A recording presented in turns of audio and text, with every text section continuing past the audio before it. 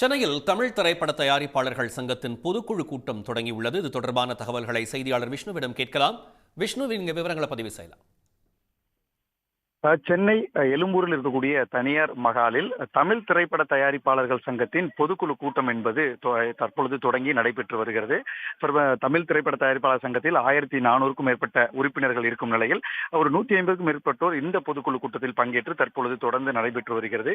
இந்த பொதுக்குழு கூட்டத்தில் 2022 முதல் 2025 ஆண்டிற்கான சங்கத்தின் வரவு செலவு கணக்குகள் ஒப்புதல் அளித்தல், செயற்குழு கூட்டத்தில் எடுக்கப்பட இருக்கக்கூடிய தீர்மானங்களுக்கு ஒப்புதல் அளித்தல், சங்கத்தின் தணிக்கையாளர் வழக்கறிஞர் நியமித்தல் ஒப்புதல் அளித்தல், வாக்களிக்க தகுதியுள்ள நிரந்தர உறுப்பினர்களுக்கு ஒப்புதல் அளித்த உள்ளிட்ட முக்கியமான விஷயங்கள் இதில் தீர்மானங்கள் நிறைவேற்றப்பட இருக்கிறது. அதே போல 2026-29 ஆண்டிற்கான சங்கத்தின் தேர்தல் அறிவிப்பு குறித்தும் இந்த பொதுக்குழு கூட்டத்தில் முடிவெடுக்கப்பட இருக்கிறது.